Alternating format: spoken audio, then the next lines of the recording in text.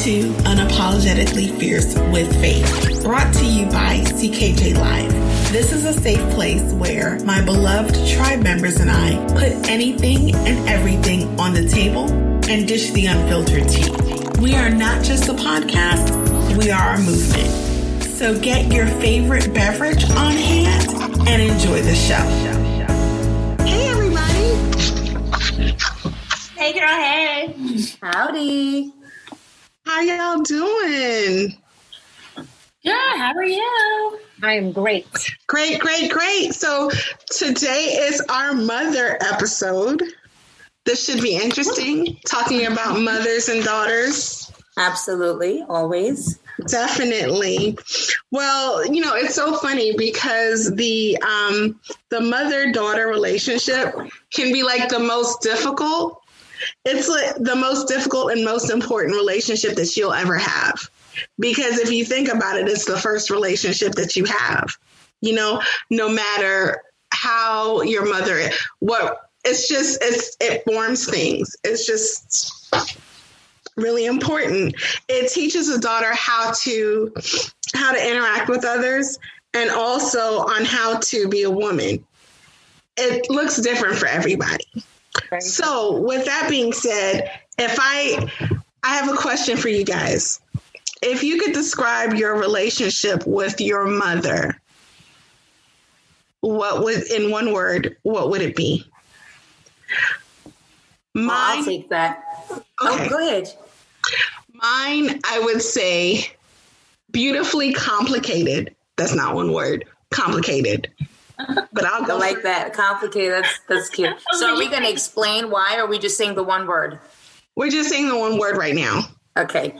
I would say mine is nurturing, and I'll put a period at the end of that. I'm going to go with loving. I'm going to go with progress, and I'm going to put an exclamation point at the end of mine. Progress. That's good.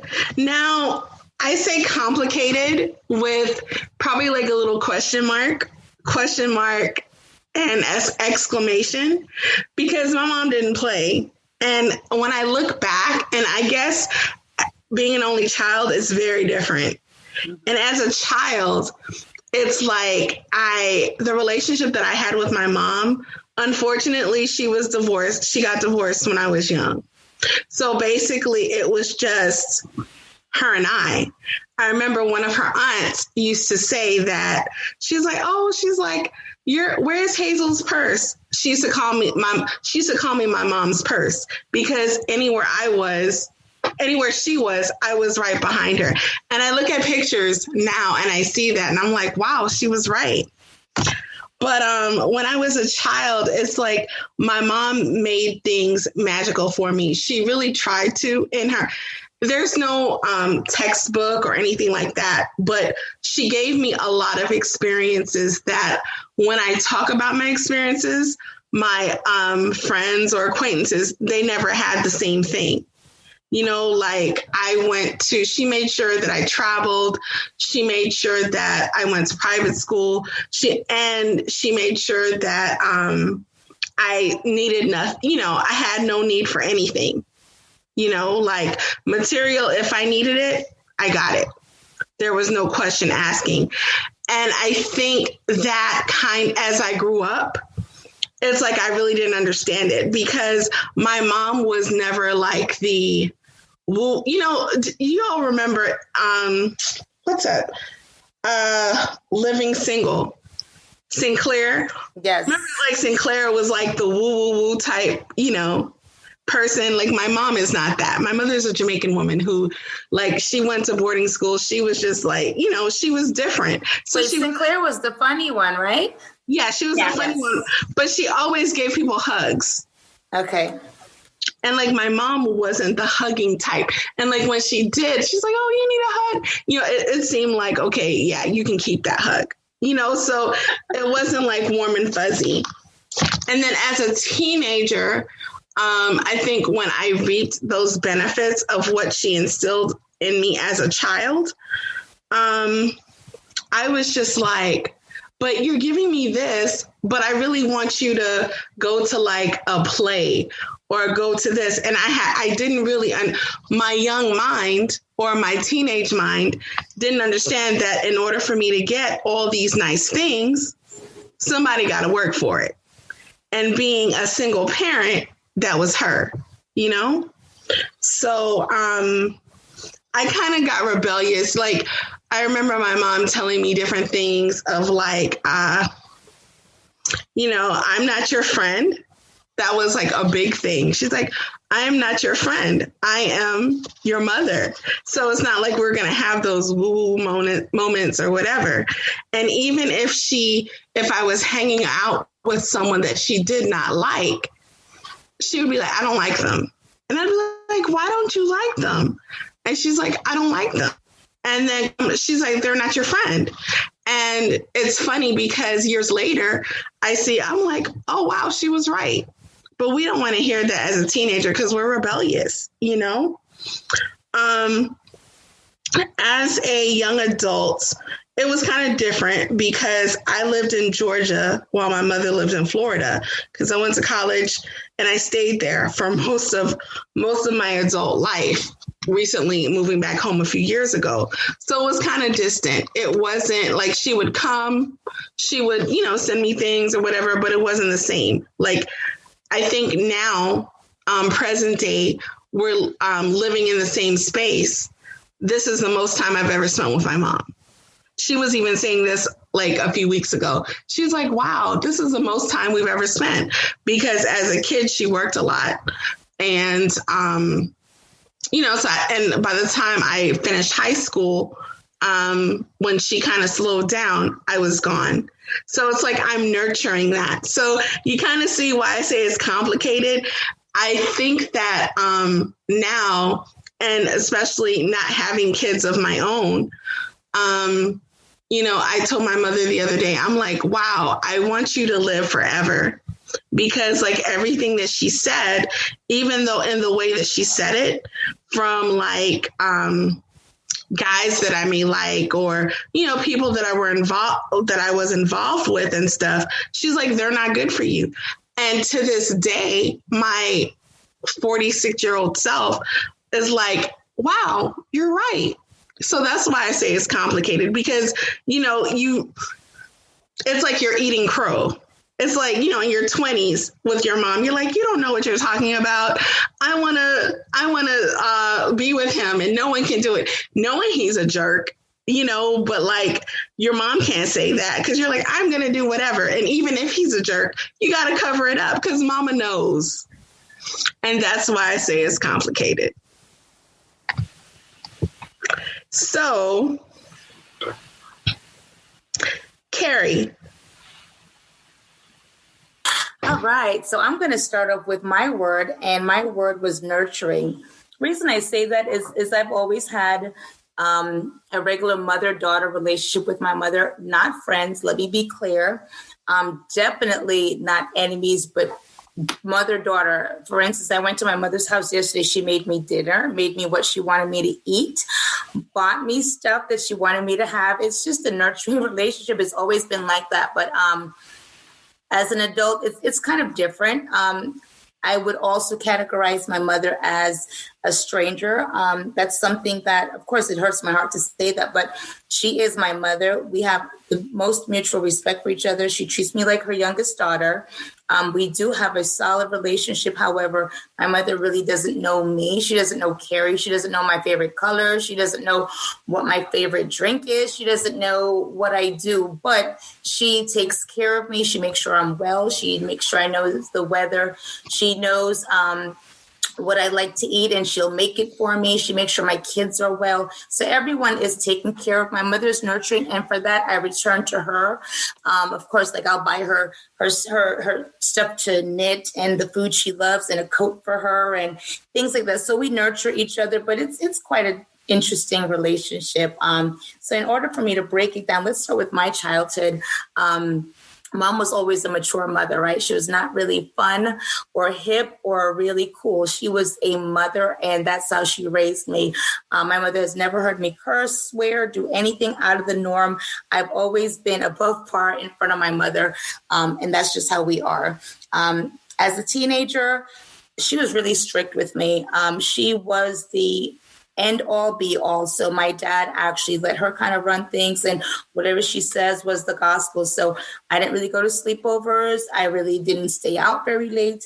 I was always under her thumb, and she was really strict. But I mean, it is what it is. I wasn't rebellious because of her, but I did do my own thing. And as I realized, my biggest lid came off when I went away to college. So that was my way of, I think, running away. And I did that at 17, 800 miles away from home. And my mother had no idea. She wanted me to apply to schools in New York or in Pennsylvania or up north. And I was like, absolutely, I am. I'm from the era where parents trusted children, and we made our own decisions, and the parents just did whatever was needed. Like, here's money for SATs. Here's money for your college app. They didn't sit down and do the application. They didn't really get too involved. So I was like, I did everything that you need, but the school that I want to go to is Atlanta. Lo and behold, I only applied to schools that were like probably 600 miles away or further. As a young adult, mom was pretty hands-off, which was good. And I think me moving away helped with that. It allowed me to really mature and be my own self and be independent and really learn who I was. And she did allow that. And so did my father. She kind of, took all the thumbs and the fingers off. But there was always a mutual respect to this day. She's unaware of me doing a lot of stuff. Like, I would never make her worry. She would not know if I went to Daytona Beach or Freaknik, or if I'm out drinking or anything. I would never put her in a predicament where she would worry. So as a young adult, I really considered her feelings and how it would impact her. When I had children, my mother was definitely there for me, and she really helped me, of course, with my children and how to raise them and how to nurture them and feed them and take care of them. And that's, I think, was her strongest suit, really being a grandmother and being there for me as a mother. And you guys already know how I am with her now. Very nurturing. It's love. However, nothing personal, very surface level. Hi, Mom, how are you? Good. How are you? I'm going to come over. I'm bringing you water. Try this alkaline water. Okay, Carrie. Just very surface level, and it's okay. It is what it is. From our relationship, I have learned how to be a different mother, and my daughter and I have a beautiful relationship. And the reason I know this is because I asked my daughter, and she confirmed it for me. And I actually knew that everything that my mother and I went through, or the reason our relationship is the way it is so that my daughter and I could flourish. I believe my daughter needs me more in this day and age, and needs more of that love and support and that understanding that I'm able to give her. And I think I'm able to do it because I didn't get it a certain way. Yes, I was supported. Yes, I was well loved. Yes, I was taken care of. However, my thoughts were in my head. My feelings were to myself. And I know that my daughter has an outlet in me. So hopefully you guys understand the way our relationship, but it's cool. It is what it is. And I know my mom thinks it's amazing. And I'm okay with, I know she thinks it's like amazing. Like, Carrie loves everything about me. But I do love everything about my mother, and I understand her, and I also understand she won't change, and she is who she is. And coming from her mother and her relationship with her mother, I'm sure she improved tremendously with me. So we're a work in progress, but it's nurturing. Good. Myrna? So my word was loving. And my relationship with my mom has been loving throughout. Not saying we haven't had tough times, because we have. I was a teen mom, so there was some difficult years there for her, but she's always been a very loving staple in my life. Looking back as a child, now as an adult, and I look back at the perspective at my childhood from the perspective of an adult, I can see the difficulties my mother was experiencing at the time, which when you're a kid and you're like so in it, you don't really you don't have that awareness of what, what her life might be like as a grown up. But now looking back and really realizing the kind of warmth that my mom was trying to provide us in our home. We weren't of means. We didn't really have the nicest things. We grew up pretty hand to mouth. And my mom always tried to make a very warm home. So traditions were important. Just, her being there for us, always around, ever present, my whole childhood.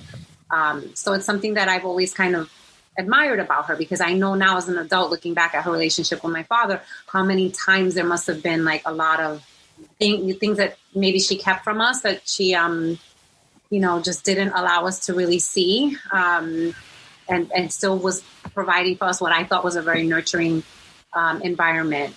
She's been my best friend for a really long time. As a teenager, I think my mom, and I resented it at the time, but my mom was that mom that other, like my friends wanted to hang around. So even though my mom wasn't trying to be my friend, I don't think she could help it, because my friends all looked at her as, oh, I wish my mom was like you. And I, at the time, resented it because I just wanted to be able to talk about boys and sneak a puff of my friend's cigarette and not have my mom around, right? But that wasn't going to obviously happen if she's in the room. I resented it then, but looking back, I'm also really glad, because it really provided a safety net for us young teenagers, teenage women. So I kind of resented it then, but looking back, and I try to be weary of that now that I am a mother of daughters myself, not to just interject too much into their lives and let them open the door for me. So that's something that it's a careful balancing act I think you have to pull off. But she was loving as a mother to a teenage mom too. That was another thing, that because I came home with a baby basically at a very, very young age, and growing up in the inner city, I wasn't the only one. There was plenty of teen moms around me, and they had very different experiences than me. Some were out on their own. Some, got kicked out or were living in shelters, or were stayed home but had a very strained relationship with their parents, where I think with my mom, it became even more stronger, I guess, is the word I want to use. She always was there for me. That's the best way for me to put it. My mom's never, ever not been there for me, even now as an adult. Moving into young adult life, there was a period of time where I think you just want to do things your way. And the best way to do that is to kind of separate yourself from, your upbringing, and just sometimes do the opposite just to see if that's how it can be done. At least that was my experience. I think I did sort of drift a little bit, although my mom's always been, like I said, ever present in my life. I just was trying to find my own footing. And I want to say around maybe 25, married, with 3 kids at that point, had a moment where I was like, wow, I can't believe my mom did this and made it look so easy. So, and I think all of us women have a moment, whether you have children or not, where you really realize what it took for your mother to be your mother. And I remember that moment vividly. So I had a newfound appreciation for her. And now, today, my mom is one of my best friends. Something that I resented when I was a teen, I now actually love. This is a woman I can turn to about literally anything. I can talk to her.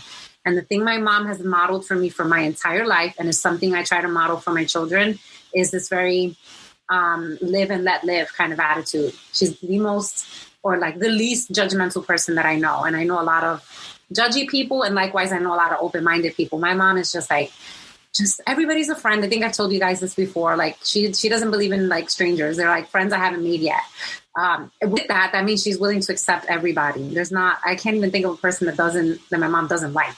And if she doesn't like it, you best believe they earned it. You know what I mean? And then that's something that I try to model for my children. It's just, being open to the world, learning from other people's experiences, just making friends. Life's too short to kind of be isolated or alone or think you're better than anybody. We all have stuff we can learn from other people. And my mom's been the biggest role model for me in that regard. So it's been a loving relationship all of my life. Like I said, we've had some troubles, there've been moments, but we've never had a period of time where we don't speak to each other. There's times that I go, and I'll admit, and I'm not proud of it, that I go way too long without communicating with my mom. And as a mom now myself, I know that she's got nothing but concern for me in her heart, just worry, right? If you hear from your kids, you want to make sure they're well. she sleeps better at night when she knows that. And I just get caught up in life and busy. It's not that I don't want to be around my mom or whatever. So, it's just, it's now the kind of relationship that I'm very grateful for. I look at relationships that a lot of my girlfriends have with their mothers, and they don't have the same experience I have. So it makes me even more grateful. And as she becomes older and I'm aware that, I'm not going to have her around forever. I'm just trying to just enjoy every minute of time that I do get with her. So loving is the way I would describe my relationship with my mom. I wouldn't trade it for the world. And I just hope someday my children will look at me the way I now look at my mom, which is just my hero. I love it. That's awesome. So sweet. Thank you. Tam.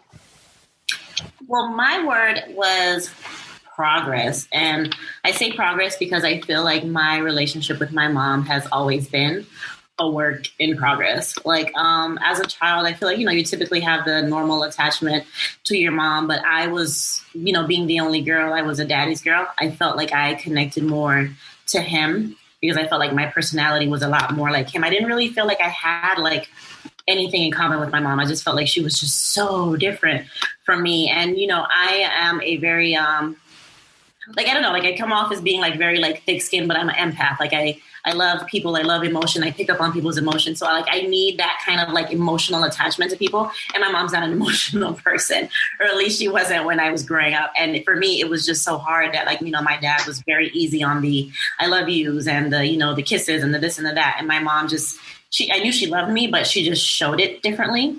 And as a kid, you just kind of feel like, does she not like me? I don't understand. Like, why is she so, because she wasn't giving me I guess what I was craving or what I needed to realize as it being like a loving relationship.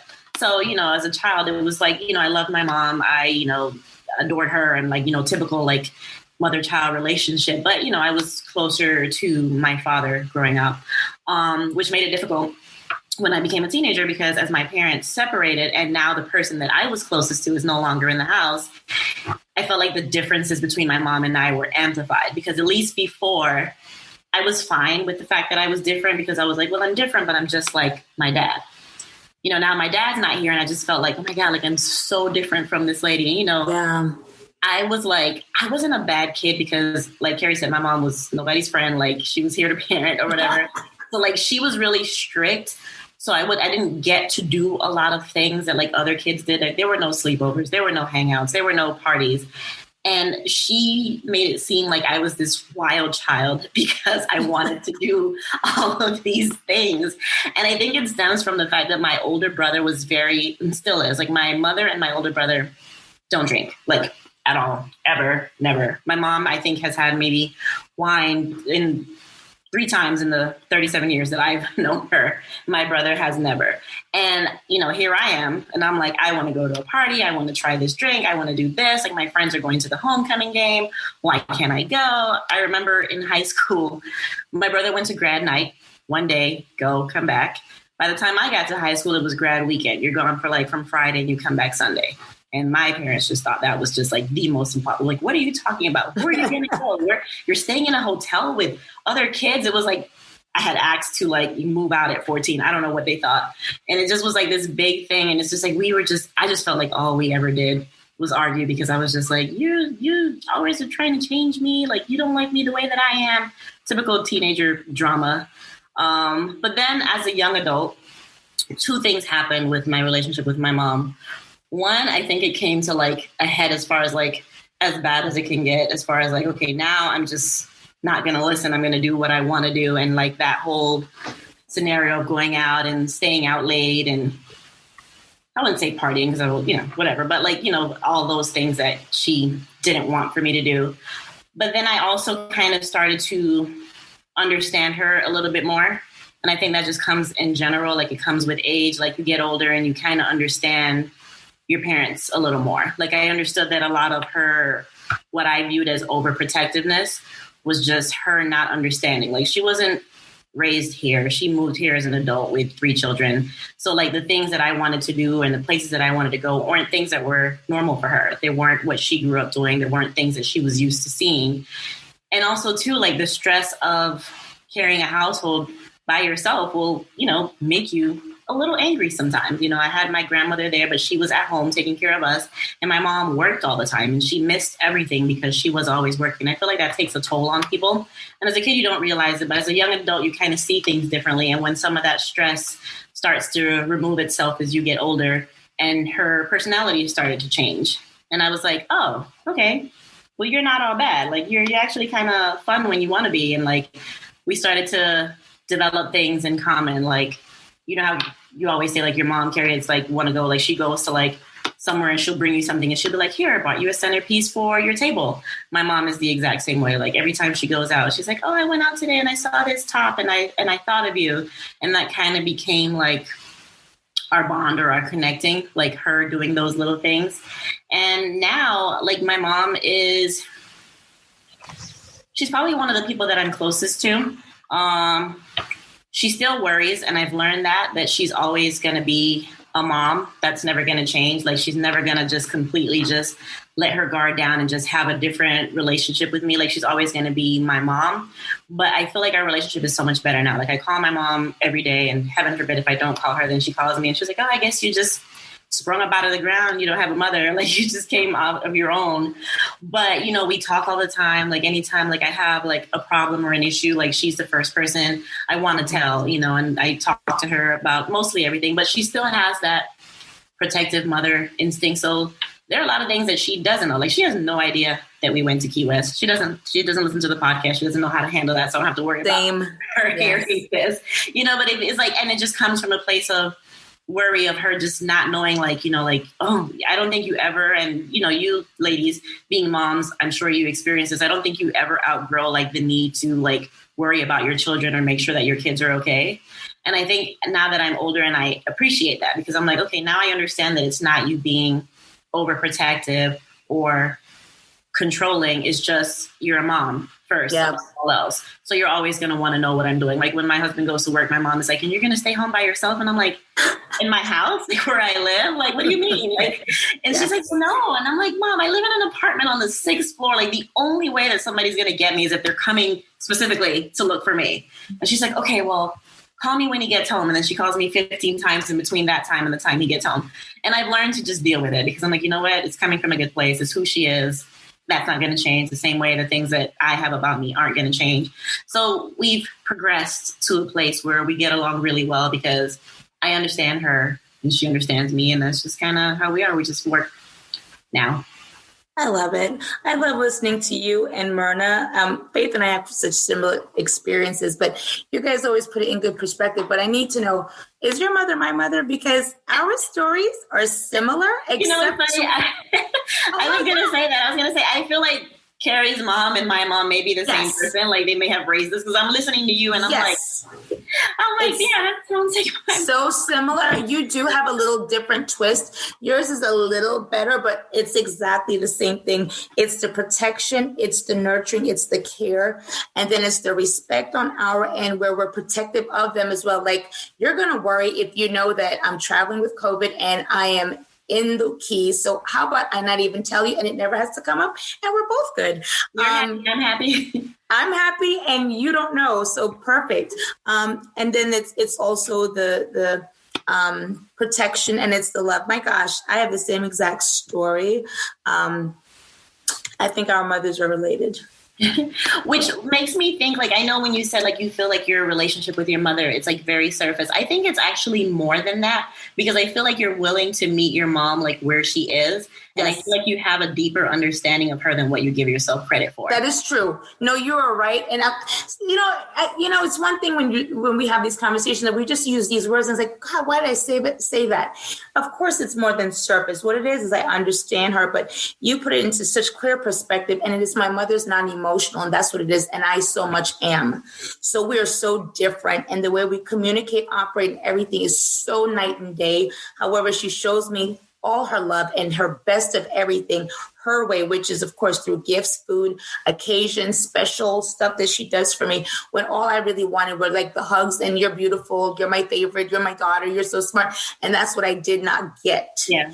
And however, I latched onto my, right. I still don't get, like, my mom, like, she'll tell me she loves me, but she usually says it, like, I think it's become habit now, which I can probably pinpoint the moment when that started happening. Like I was maybe like in my 20s when my mom and I started saying I love you on a regular basis, which is probably a different experience than like, you know, the rest of you had, or like at least, you know, Myrna, with you and your mom being so loving. Like, I'm pretty sure that was heard like a lot. Like I heard it from my dad a lot because he was just very like open about things he should say, things he shouldn't say. My dad wasn't a very emotional person. He didn't like, he just, you know, he was very like steely and just kind of always, you know, a man and together and stuff like that. So I really didn't start hearing my dad say I love you till I was in my 20s. But with my mom, you know, in the same conversation, you could hear I love you like 5 times. You know, I don't get off the phone. If I don't hear an I love you and she hangs up, I'm like, wait, what just happened here? Like, it's so cool to me that everyone has the same experience with like the opposite parent. Like it's almost like a reversive thing. So we did the same thing. We started the I love yous when I went away to college, and we have not had a conversation since where we don't say I love you or we part. However, if I were to hug my mother right now, it's the most awkward thing. She hugs me and like pats me like a stranger or cousin. It's like, yeah, I don't think she knows. Like, and I see her with her grandkids, and I'm like, who is this loving person that's like, she lets like my niece do like whatever she wants. She lets her like cook at the stove with her, and I'm like, hello, like, hilarious. Where was that? Yeah, I relate to this, Carrie, but there's times that, you know, as an adult, one of the things that I didn't get it from my mom or my dad, but like as I got older, it's kind of like I put the puzzle pieces together, and it's just like I understand like my mom's love language. And, you know, I didn't really get into love languages until recently, like recent years, but I knew that she loved me in the things that she gave me. Yeah. And it's like, you know, she's like, oh, you need to go here. Let me get something for you. Or, you know, I was there. Let me get this for you. And it's kind of different from, I think, the rest of you guys, because it's like, because I'm single and I don't have any kids or I don't have any siblings, it's like my mom is my emergency contact and I'm hers. Mm-hmm. You know what I'm saying? Because I remember like she used to always say, because it was both of us. And then she kind of changed it when we got older. When I got older, she was like, you have my back and I have yours. We're all we got, you know? Yeah. And that got in my head because I was just like, what do you mean we're all we got? But then I understood as of recent, yeah, I got you. You know, like if I had to go to the hospital or anything like that, and that happened, like last year I got really, really sick and I couldn't drive. And y'all know my mom doesn't drive. She has glaucoma. She don't drive, you know, and she can't. I'm not going to say it, but she has her challenge. She doesn't drive. I'm the one that drives. Yeah. But my mom took an Uber with me all the way to the doctor to make sure that I was okay. You know what I mean? Oh, and I like leaned or whatever. And like, I didn't see that part growing up. And it's like my relatives, they're like, oh, Aunt Hazel, she's awesome. And I'm like, where? Even my friends, they're like, leave Miss Hazel. I'm like, what? Like, what are you talking about? Yeah. You know, I was going to say, Carrie, you probably can relate to this, that we look at our children and we go, that is not the woman that raised me. Yes. As much as my mom was loving, she really was. My mom did not spoil me. It was, you know, you earn what you get. You have to work for it. You know, there were chores, there were responsibilities. I got a talking to all the time. You know, there was a lot of that too. There was a tough love part of it as well. But with my kids, it's like they can do no wrong. I mean, don't get me wrong. She'll lecture them and stuff. She knows when they're stepping out of line and stuff, but she spoils them. Even her. Yeah. We had dogs growing up and my mom treated them like they were dogs, you know, they're pets, right? Absolutely. Now her dog is like her son. And I'm like, what? This dog is taking better care of than we did when we were kids. And that's saying a lot because she took great care of us. So it's funny you say that because they become softer. And I think they do. Growing up, we start to see them for who they are as humans, like a fuller picture than just mom. You know, she's a woman, a full woman in her life. She is a human. She's a woman. You're so right. My mother is a little different with my kids, but I do love her for her consistency. My mother treats my kids the way she treated me, where she's protective. She's very cautious, and everything is always for their safety. And I love that in her. And she's so consistent with that. But to your point, I went by my mom's house over the weekend and she gave me lip gloss and she's like, oh, that's for Cyan. I'm like, really? I wouldn't even be able to wear lip gloss at 13 with a tint in it. And she goes, oh, don't worry. The tint is not really bright. I'm like, this lady is bugging. But whose mom is this? Whose mother is this? But she's also the person that told me Cyan needs to be virtual all year. It's not safe. Elijah shouldn't be on the road driving. It's going to rain. She's still consistent to Beverly. However, she has sprinkled some grandma love in it. But my point earlier was my father and I are 3 days apart and we're similar in personality, and he was more free and allowed me to be me. My mother, a Gemini, totally different than me. Oh my gosh, we're like night and day. So I always saw her as strict and protective, always like the arch enemy, but she never really was. But Beverly loves me with everything and she has my back. And just like Faith said, just like Tam said, just like Myrna said, if I were to get ill or something were to happen to me right now, I would tell my husband, drop me at my mother's house. Absolutely. I'm so serious. She will do any and everything, and she has my back to the end of all ends. And of course I do hers, but she honestly is my road dog in her own way, without being my best friend. Can I add something to that, Carrie? Since you mentioned your mom's name, I want to say my mom's name is Yolanda. So yes. Yes. Shout out to Nora. Hello. I gotta give shout out to our mamas because I think I'm a pretty remarkable person. I'm not perfect, but I think I'm a good woman and I come from some good, good genes because my That's mom. right. So to your point there, Carrie, you ladies know that I struggle with an anxiety disorder, and at times when life can be a little overwhelming, it does, get a hold of me. And I called on my mama in April when I was just feeling like overwhelmed by my move and COVID and not being able to work out, the things that normally help me cope.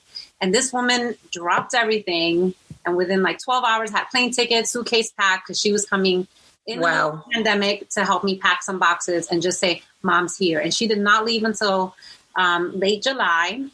So she stayed quite a long time with me to see me through the entire process, make sure I was settled. And this is a woman in her late 60s, going on 70 next year. So, Beautiful. Shout out to Yolanda from the Bronx, my hero. I love it. I think a lot of times we don't give our parents credit for parenting us based on what they know. And I think for me, that understanding came because my mom's mom lived with us, like my grandma lives with my mom. So when I would see their interaction sometimes, and my grandma treated me completely different, like she was like, you are my baby. I love you to death. Like there's no wrong that you can do. Like the sun sets and rises with your face in it, like that kind of love. But then I would see the interactions between her and my mom, and she was a different person and their relationship. And I would just kind of be like, that's so strange. Like, like I would think that it was my mom again, because I was like, how do you not get along with this lady? Like, she's like the best person ever. Mm-hmm. And then as I got older, I realized that I'm like, she's parenting me the same way that her mom parented her. And, that understanding, I think, is why my relationship with her has gotten to where it is now, because now that I understand that you're doing the best that you can with what you know, Amen. I can take you at face value and I can say, you know what, Mom, you're trying. I'm going to try too. We're very different people. But at the end of the day, like, your love for me is unconditional and mine for you. So that alone can take us to wherever we need to go. I love it. I think that one last thought. I think that one of the things that I've taught, that my mom has taught me with love and everything, is that if I, with the thing of giving, she'll give her last. Like if she really likes you, really loves you, she will give you what she has. And that's one thing that I got from my mom. Like, I'm a friendly person, but at times if I don't like you, I don't like you.